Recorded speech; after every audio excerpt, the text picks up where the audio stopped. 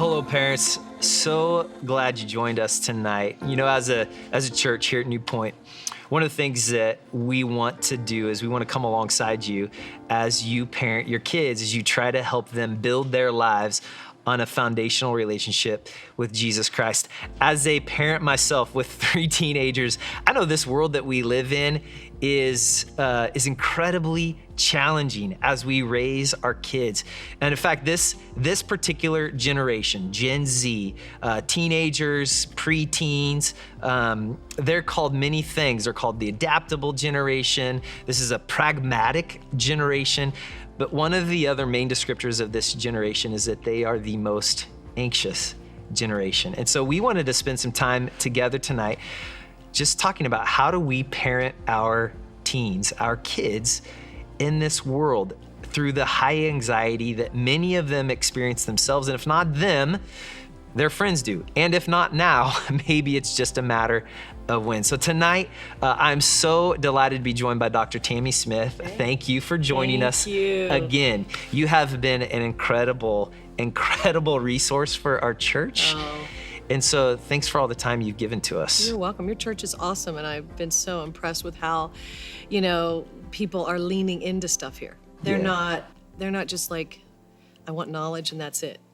I can sense a real transformative desire. I want to appropriate the things of God in my life from at least the ones I've interacted with here. Yeah, it's good. And we're definitely reaping the fruits of that. So I want to jump right in to our questions. I've got some questions for you tonight. We've also had some parents send in some questions to us about things that they're specifically going with their kids. So I want to make sure that we have time to get through those. Do you mind if I do something at the outset? Sorry to interrupt you. No, that's great. But I just think more than anything else, we have to remember, God made them the parents of the children that they have. That means they're the best parents for those children. That is so hard to hold on to. But if we don't believe that, where are we going to go? Could you look into the camera and speak to our parents again, those words of truth? I would love to. I think for most of us parents, you're a parent too. Yes. So often we feel inadequate. Oh, and I'm a parent who came with no tools in my toolbox Yeah. and consistently felt like a terrible parent. Yeah. To this day. Yeah. And the reality is, listen, God wanted you to be the parents of the children that you have. You're the best for them, whether you feel it, whether your experience says it and feeds it back to you or not. We don't want to mock God in that regard. Yeah. Thank you. And he's the author of their story. And what he began, he will complete. He loves them more than we do. These reminders, we got to be in the space every day. He loves them more than we do. And he's got their story. And, stories change all the time. Yeah, that's good. We're going to finish our time. Yeah. With that thought about how we as parents can be the best version of ourselves, for our kids. Yeah. As I mentioned earlier, this is, at least it's called the most anxious generation that's ever been around. And as being a parent of those, here's the first question I have for you. What are some simple things we can do as parents to support our kids each day? First and foremost, if we really are going to believe God's order of things and be people that pursue faith, this sounds so ridiculously basic, but the basics change our lives. Are we praying for our children? Are we committed to pray over our kids? So there's that. But in terms of supporting them, kids thrive in a predictable environment. So routines at the beginning of the day, as much as you can at the close of the day, especially when you have more control of their, environment before they start driving in all of the things. But still, predictability in that regard, kids thrive more in routine and healthy environments that are predictable than ones that are chaotic and unstable and them-led. Yeah. They still need some boundaries. And so I think the other thing we can do all the time, and we have to remember, adolescence, okay, can I just give a go for a minute? Go for it. What's happened in adolescence is that the prefrontal cortex woke up. So until the age around 11, the capacity for abstract thought is not available to them. Everything's black or white. So from around, depending on where the development is of the particular individual, that's why middle school is so just tumultuous. Because what's happened is they can now have abstraction for, oh my gosh, what does that person think of me? Oh my gosh, he did that because she said that, and then he said that, and oh my God. Like there's such third person awareness that's exploding on the scene. Yeah. Instead of just everybody's good or bad, things are right. And so it's that third person, that frontal cortex explosion, which is like, okay, they really are going through a ton. It's not just like that's what they do because they're middle schoolers and they're being difficult. No. Their brain is functioning different than it did before. So do we have the grace and the patience to understand that and validate their feelings for where they are and validate their thoughts and be willing to listen to them, even if they're completely inane, which often they are. But think about how we start to process life that way. And so you can't ever do too much of the listening and validating in these years. And I love the simple way of caring about what they care about. Very difficult. This is where we feel the generational differences. But my really good friend cared about what was named Technoblade. Here's why. He's a YouTuber, and her kids were really into this YouTuber, and he died of cancer. And it has been very impactful in their lives. And if she hadn't been with them in the Technoblade, whoever that is, just knowing him, she wouldn't have been able to join in and give them the support they needed when all of a sudden they're processing things they had not processed before on that level because of his battle with cancer. And then the last thing is just keep truth, and touch, and time. Time is on their terms, as we know, in adolescence. Yeah. But truth, like the true things, speak them over and over again. Have them be in your home over and over again because their neural pathways are being formed. And so as much as we're like, but it's not working, don't say that. Don't say that. It's going in. When it goes in terms of hearing, seeing, hearing again, seeing again, it's going in. So we have to get truth going over and over again. You know I love you. You know God loves you. You know you're really special. You know you're really important. You're valuable. You're so valuable. You're so lovely. Like just all the things. All the time. Yeah, all the time. Truth paired with the truth of God. And then, what else did I say? I said truth and time. And touch. Yes, keep touching them, even though at one point my son was like, Mom, get off me. And I was like, I just put my hand on his shoulder. I've got one of those too.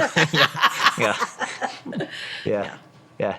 So the daily things, just to summarize, because those were really good things. Prayer, predictability. Yeah. Oh, nice, Dave. Hey, you said Come it. on, man. I'm just repeating You're what you said. working it. It's great. Prayer, predictability, and then it was time, the time with them, and then be invested in the things they're interested in. Their interests become your interests. Yeah, that's really good.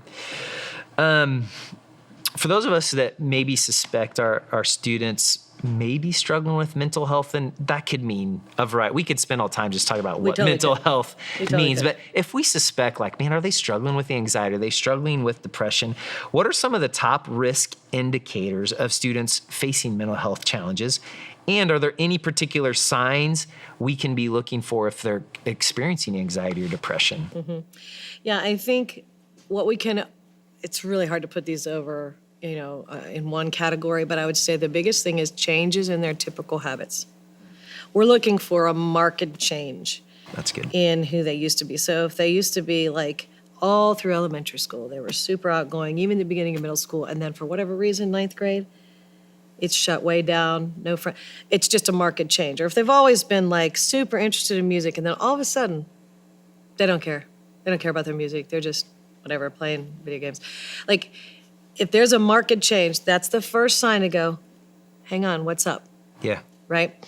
And so then we start to look at things like, okay, what's going on with their sleep? If they are having difficulty in their sleeping patterns, either they're not able to fall asleep or stay asleep.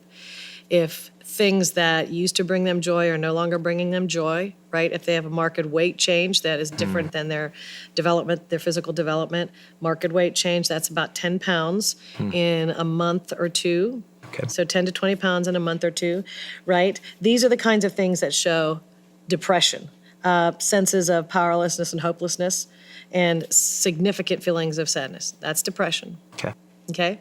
Anxiety, basically, that is a term that so many people are using now. It's really hard to pin down Sure. what it is, but for just our purposes of trying to operationalize things here, it's when their daily life is becoming impacted by this, their daily functioning. They're no longer able to do the things that at one time they were in some form or fashion able to do.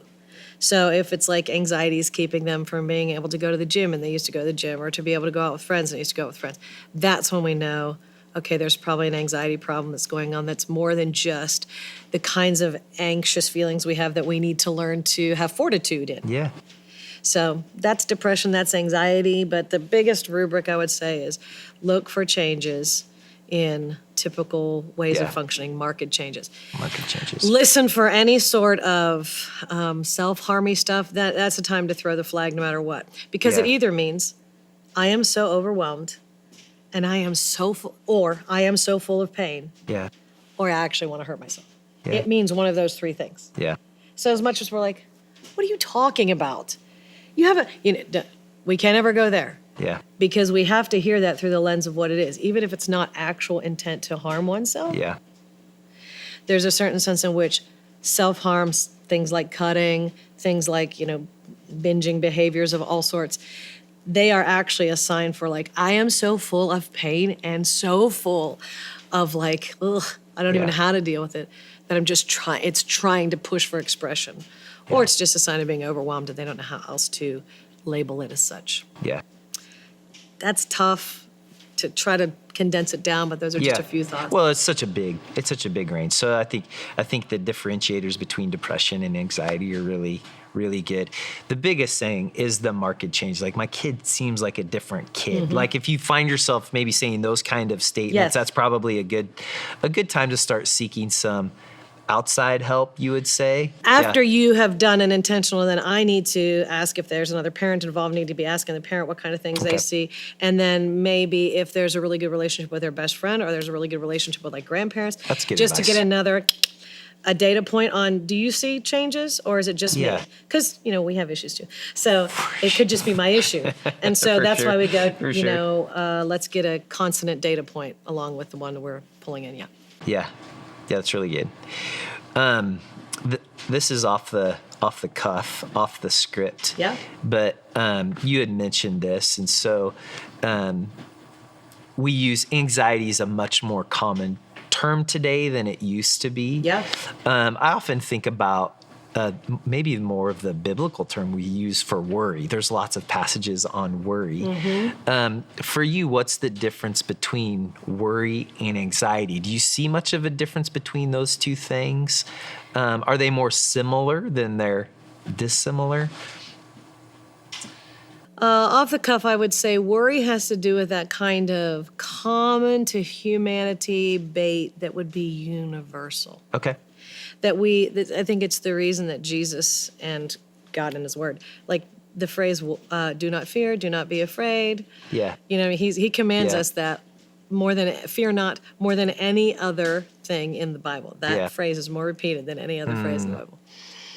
It's because he knew we would have this propensity to worry. Yeah. Worry is, kind of the things about provision, about care, about safety, right? So that's going to be stuff that we all need to grow through, and we grow in both faith and trust and surrender. Yeah. That's how we grow, as we know, through that. And so there's a certain sense in which helping our students differentiate, like, truly what is just worry and kind of normal stressors of what it is to be in this life as a human being navigating the temporal that we are, okay? So that's normal worry, I would say. And again, off the cuff, anxiety, I would say, has a component of debilitation in it. Gotcha. There is something that is being stunted. There is something that is being stopped. There is something that is being thwarted because of the experience of being so overwhelmed emotionally. And so here's honestly when you can know it's real anxiety is when it starts manifesting physically, because it does immediately. Yeah. And so that's like, take your pulse. Like, what's your breathing? Are you shallow breathing? Is your heart racing? Are your palms sweaty? There's a certain sense in which that's for sure we're in the anxiety component, category. Yeah. Yeah. Sorry to put you on the spot No, there, but great. that's a brilliant answer. There's a debilitating component to anxiety that makes it a little bit more intense greater intensity to it. Right. So when we're talking about stress, we don't know whether this person's just worrying, Yeah. and we need to grow through that. We need to have a growth Yeah. mindset through the worry. Yeah. Or if it's like, no, I'm stressed, and it's like, okay, what's manifesting is, okay, I'm having irritable bowel stuff. I am not sleeping. I am like nauseous all the time. When it starts manifesting physically. Yeah, and some of those marked changes that Yes. weren't there before. Of course, one component that's always a part of this conversation of mental health is our thinking, Yeah. our thought life. What are some tips for us as parents to help our kids not spiral into their negative thoughts and maybe some anxious episodes? So we could be here for hours because this is massive. Yeah. This is massive. So in Romans 12:2, Yeah. when Paul says, do not conform any longer to the pattern of this world. Well, let's just slow it down for a second, parents and Dave and us, and just go, what are the patterns of this world? On one level, it's almost cool to be anxious right now. On one level, it's almost cool to be like, I have this thing going wrong with me. Like, people are starting to confuse, is the word I'll use, their their difficulty Yeah. with their identity. So anyhow, there's that thing which is like, okay, we have got to get them grounded enough to where this like kind of cultural, like I have all these problems is their identity. We got to help get them grounded. So that's a Yeah. little bit of a different discussion. Yeah. The immediate spiraling, though, can be helped by a long-term and short-term commitment to what is our brain doing. So do not conform any longer to the pattern of this world. The last half of the verse, Romans 12:2 says, but be transformed by the renewing of your mind.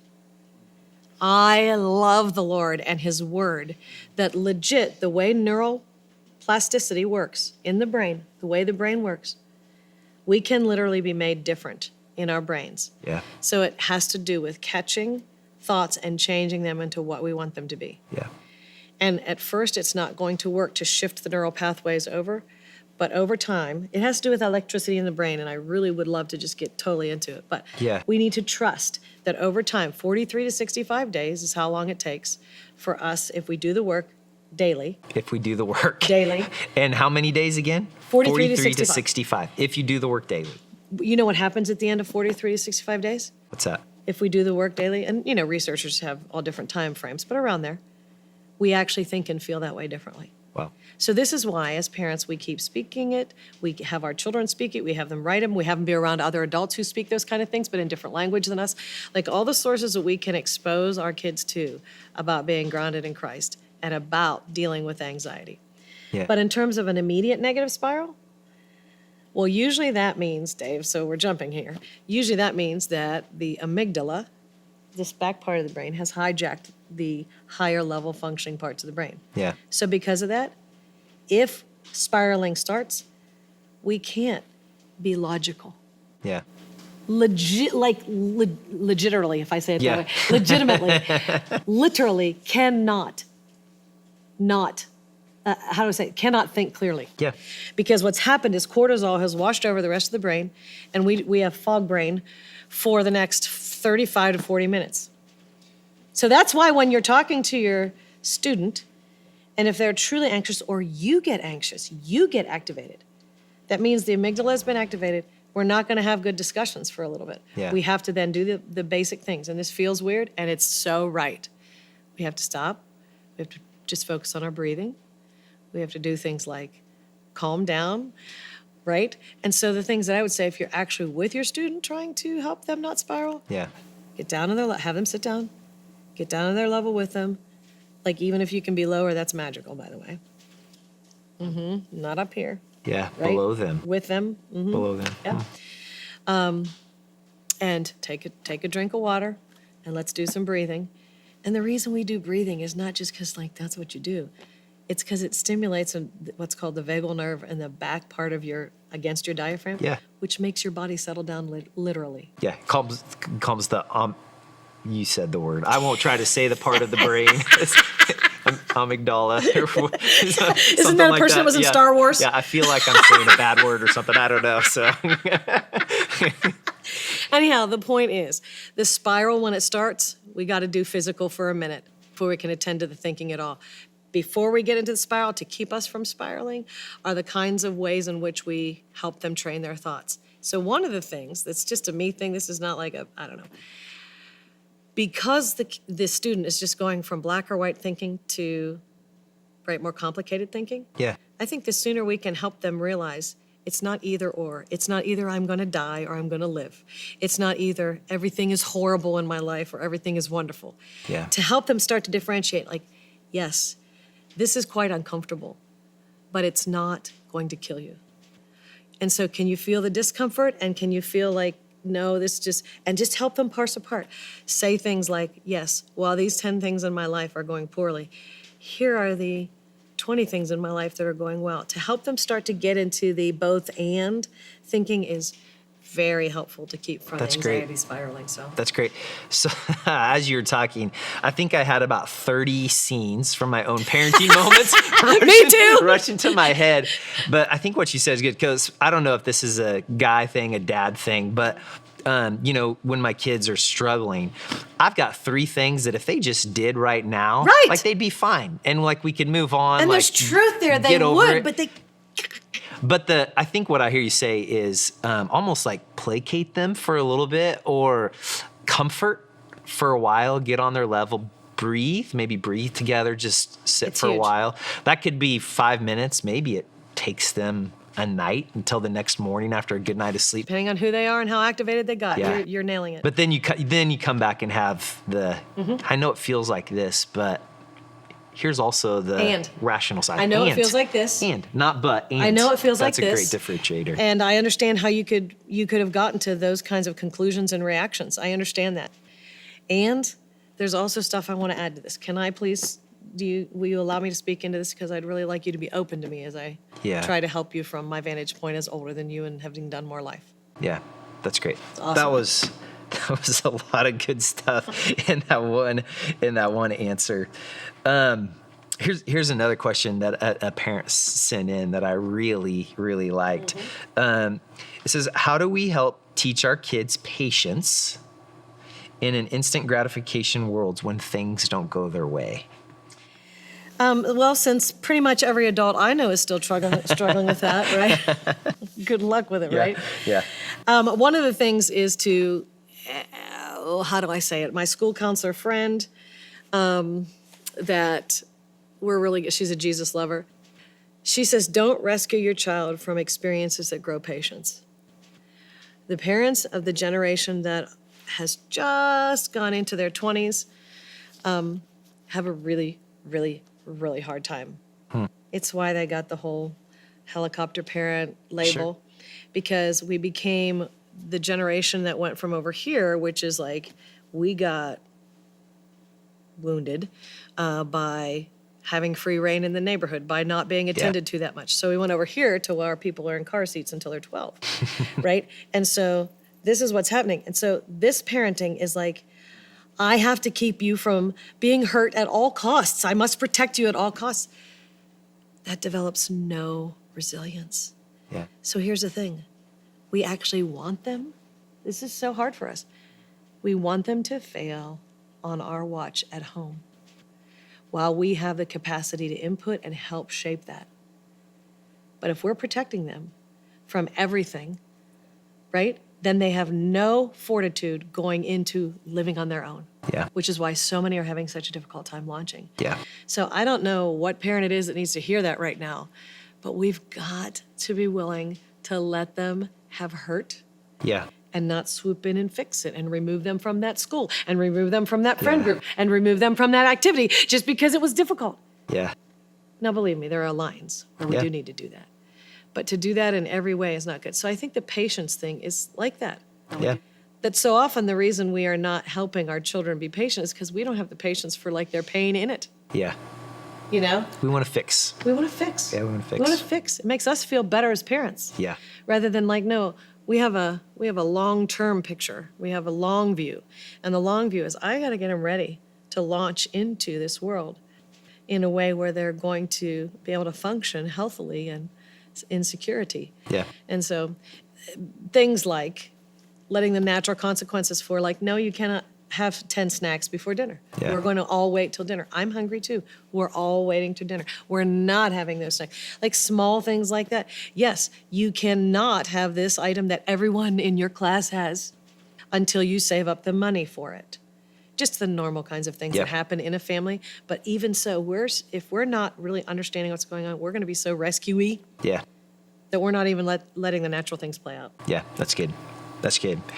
On the topic of mental health, emotional health, one of the most significant aspects of that's on social media. And I this may get into your answer a little bit, but everything I've read the last couple of years on the connection between social media and anxiety is kind of that 2-hour mark. Like if you spend more than 2 hours a day on tech, especially social media, those rates of anxiety, depression start to Oh, it's huge. start to skyrocket. So I guess here's my question is, how do we continue the conversation, have the conversation with our kids about their social media use and how it's affecting them? So in thinking about this question and just these questions in general, I reached out to a former school principal who is now on our church staff as of last year or whatever. And she was a principal for 25 years. And I reached out to a counselor who primarily deals with adolescents only. Yeah. And one of the common things was find ways, like make it a requirement to limit their technology exposure. Because literally blue light alone, the way that it's affecting brains. But having that be the last thing that's like, especially phones in their room after bedtime, no. It was fascinating to me how, coming from these different perspectives, Yeah. they were like, we've got to be strong enough to place some limits on that. So in the absence of placing limits, we also, not absence, maybe in companionship with, we also want to be talking with them about what they're seeing and what their habits are. So I Sure. know a lot of parents, I mean, it's very difficult for kids, and they're smarter than us, they can find ways to hide it mostly, but are like, they can take their phone at any moment.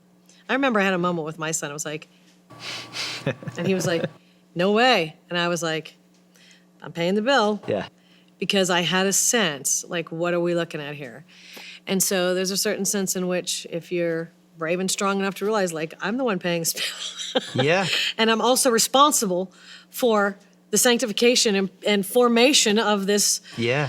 budding disciple of Christ. Like, I've got to be willing to be strong enough to have that difficult place. But all that to say, the comparison trap has to do with, do they not understand that everyone's posting only things they want other people to believe about them? Yeah.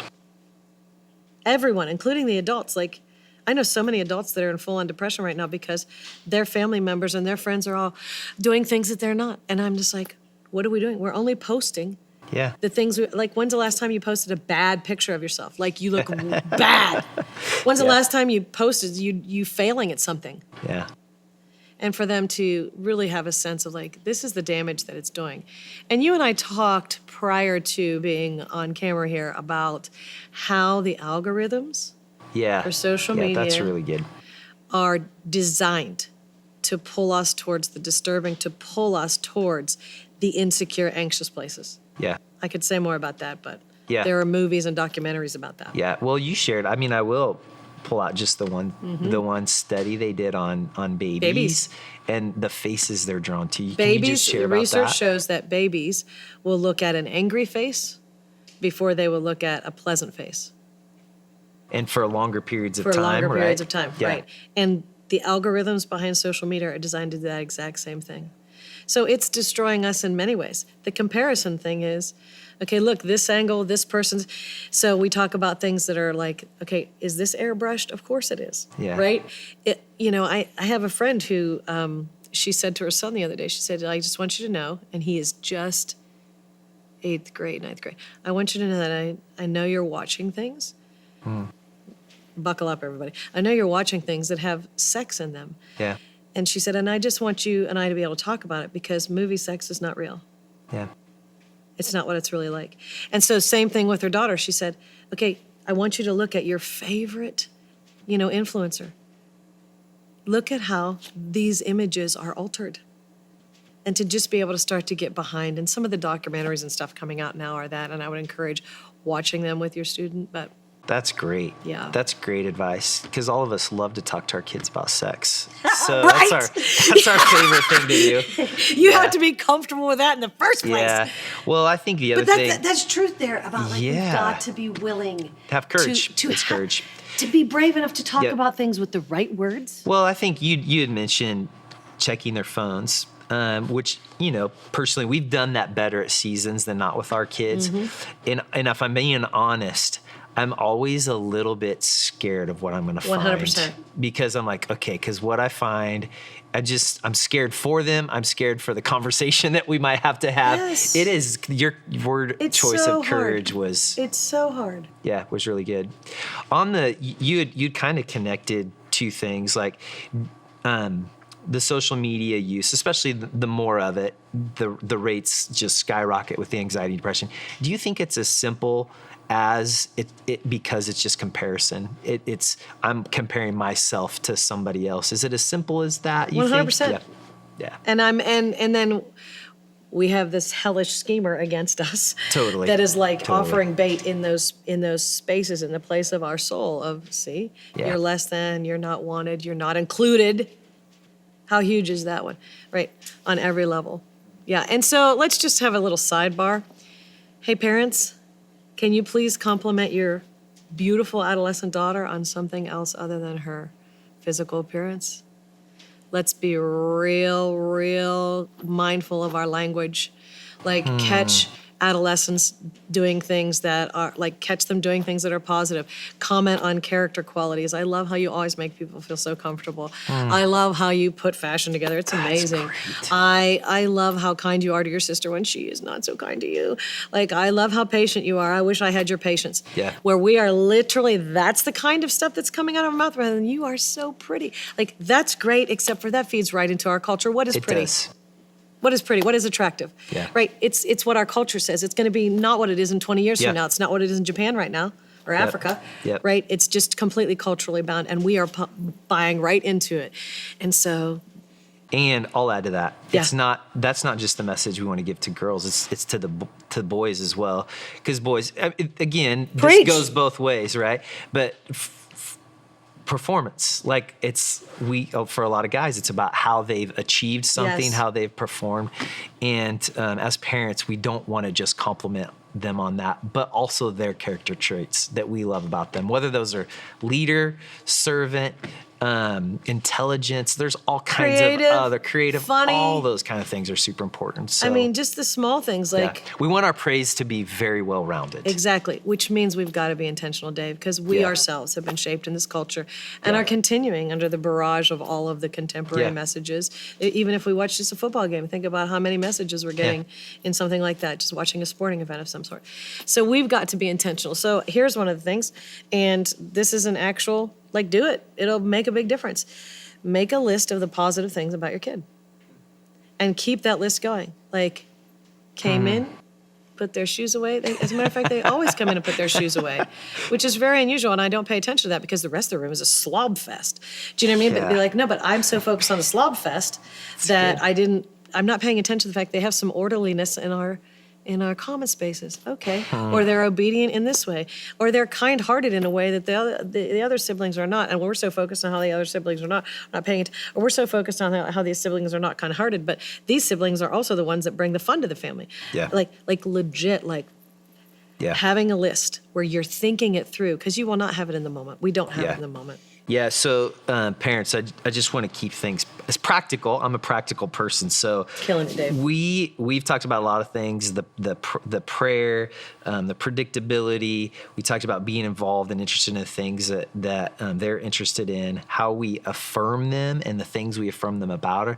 But that list, that's a great idea of actually creating a list of all the positive things you're witnessing, little or small, that we can go back to at any point. So Hang on. yeah, I just want to remind everybody that there are so many people that would give anything for your kid.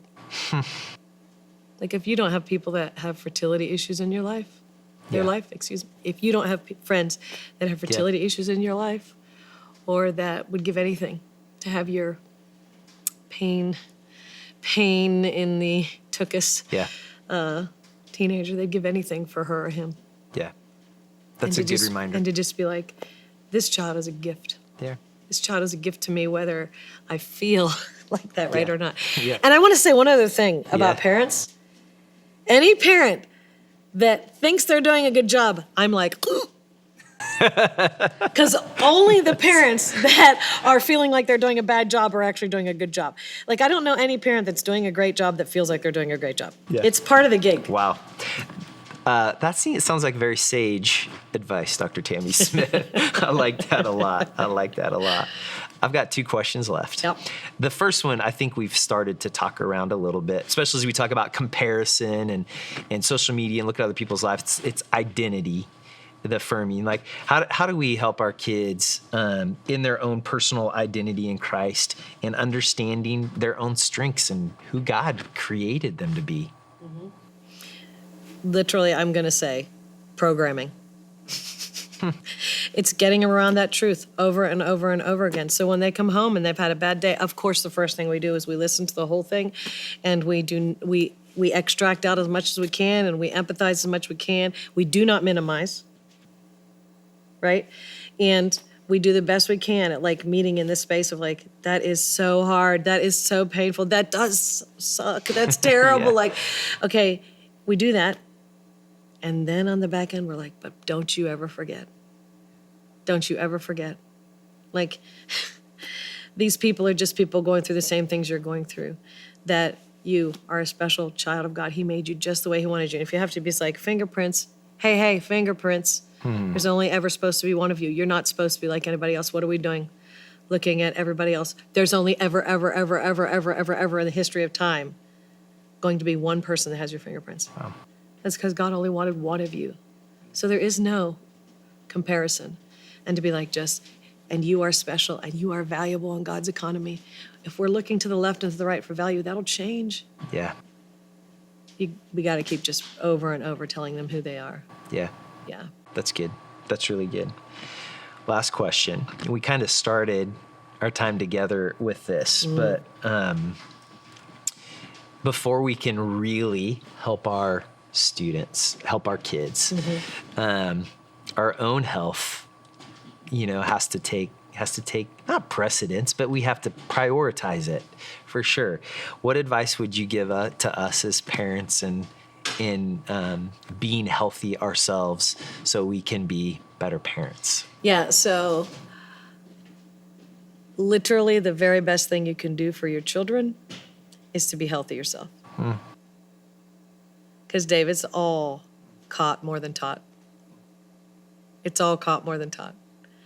So if you're on your phone all the time, there's no way they're not going to be on their phone.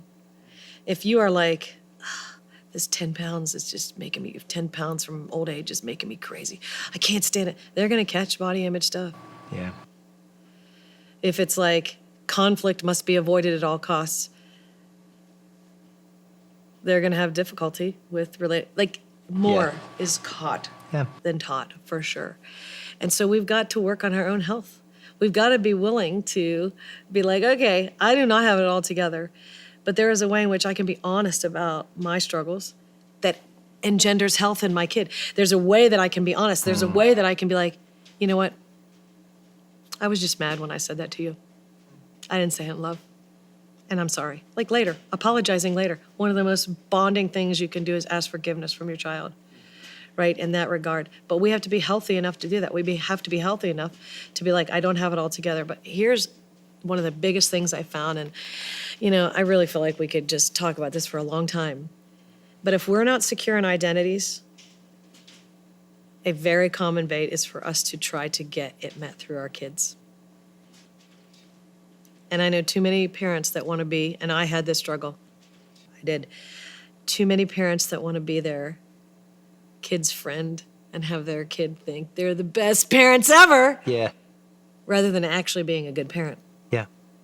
We have a generation kind of right now in the parents where it's like the goal in life is to be a good parent, is to be a great parent, is to be thought of as a great parent. I just want to be a great mom. I want my kids to think I'm a great mom. I want my kids to think I'm a great dad. But wait a minute. When it comes to human development, sometimes for sure, your adolescent needs to think you're a bad parent for them to be going through appropriate development. But if you want them to think you're a good parent, then you're actually subverting the natural developmental process, which is a bit of this. Yeah. Does that make sense? Our goal, we have to be healthy enough to be like, this is not about my identity. Yeah. I have to be secure in Christ, whether my kid hates me today or whether my kid loves me today. And my goal cannot be, I want them to think I'm great, because then we're doing a disservice and we're not parenting well. Yeah. Does that make sense? I didn't do a very good job of that. No, I'm going to try to re-say that because this is what I think I heard you say, which is making me chuckle a little bit. If your child never once says you're a bad parent, In some form or fashion. fashion, you're probably a bad parent. Is that what you were saying? Dave, that'll preach. Yeah. No joke. Because just in this, okay, let's just human development for a second. Yeah. A 2 and a 3-year goes, no, me, my, no, me, my. Why? Because, oh my goodness, for human development, that's when they're finally realizing I'm a me and how big am I, right? Well, adolescence is its own version of that. Because at the end of the day, none of us wants to be totally all-powerful over everybody else. For sure. We don't. We want to know that there are people that we can look to that will lead us and be safe. But in adolescence, that's sort of what we're doing is like, Yeah. or how dependable, how strong are you? How dependable are you? How big am I? Right? And so that's a lot of what this thing is. It's like, I've Yeah. got to push against you. I got to push against society to see where do I end and that begins. Mm-hmm. And that's a part of human development. So we have to make them mad because they still need boundaries when they're pushing. They still need boundaries when they're pushing. My one son came out a lawyer. He's never lost an argument. Parenting him was the biggest, awesomest challenge of my life. Yeah. And his father's. And he's still an incredible argument winner. Yeah. So I'll never forget one day we were in the grocery store and he had been pounding on me about something. And it was a weekday and I was having a hard time. And he's just boom, boom. Relentless arguing. It's his gift. It's his gift mix. And he was like maybe 9 or 10. And so he's just pounding on me verbally and emotionally. And finally I go, you know what? You're right. Just go. And I don't remember what it was, do something, get something. You're right. And he went like this, Dave. He went, what? And I go, you're right. It's no big deal. Just whatever, just go. And he was like backing away from me just as I am you. And he goes, what are you doing? What are you doing? And then Wow. huge teardrops started to come. I go, you're just right. It's no big deal, but you just whatever. And he goes, no, you're not supposed to let me win. No. And I'm talking 2 hours prior of pound, push, pound. And the minute that I just caved and didn't hold the boundary, there was fear in his eyes. Like, no. Like he backed away from me for a second, like, what are you doing? And I'm like, that is such a good picture of, yes, even adolescence, which is like, as much as we want our own independence and that's what's pushing in us, there's a certain sense in which, do you want to feel like you have to figure out life all on your own? Yeah. I don't. Yeah. And that's part of the question that our adolescents are asking through their bad behavior and their mouthy mouths and their challenging looks and their sighs and their eye rolls and the I hate yous. It's a part of that's what's going on. Yeah. We have to be secure enough Yeah. to handle that. That's good. It's very hard. That's a great illustration. I know that will speak to many of us tonight. So you have 2 boys, and both kind of young adult. They're men. Adult years. They're frankly men now, right? yes. You had mentioned, we can't always be our kid's friend. Yeah. But I imagine your relationship with Mal has maybe transitioned more to that. Can you speak just a little bit about when and how that transition from parent coach to more parent friend happened for you? Just to give some of us who still have teenagers, younger kids, that moment to look forward to someday. Well, I don't know where I came up with this phrase, or I don't know if I heard it somewhere. I think it's just the Lord helping me. So when one of my sons who decided to be a little more pushy than the other one, right? They're all different. So that's the other thing, is be a student of each student. Yeah. Blanket equation parenting won't work. One of them will just die by having to go to their room, just die by it, and the other one will be like, "Thank you, let me have the time." We have to figure out who they are, and parent according to who they are. But I did the phrase that came to me is like, trust the ark. Trust the ark. So when your typically opposite gender child is pushing, wanting nothing to do with that particular parent, that is a part of human development. Trust the ark. They'll come back, usually by the end of high school. Yeah. That's what it used to be. It used to go away like middle school, beginning of high school, and they'll come back to you. And it's the same way, just trust the ark. Now, because of the extended adolescence that's now a part of our culture, which they're extending adolescence to 25, it'll take longer, but just trust God's development of humans. That's good. Trust the ark. They'll come back to you. And so it's a joy whenever just the teeny tiny inches and spurts, give them a chance to change. They're changing before our eyes. Give them that chance. Don't hold them to the them that they used to be in the same way we don't want to be held to the us that we used to be. That's good. It's good. Dr. Tammy Smith, incredible again today. Thanks for all your words of wisdom and encouragement, and just some practical things you gave us as parents to do. And again, to you parents, as a church, we're for you and we're with you, and we pray that this has been one more step that will just help you as you continue to push your kids to Jesus. Thanks for joining us.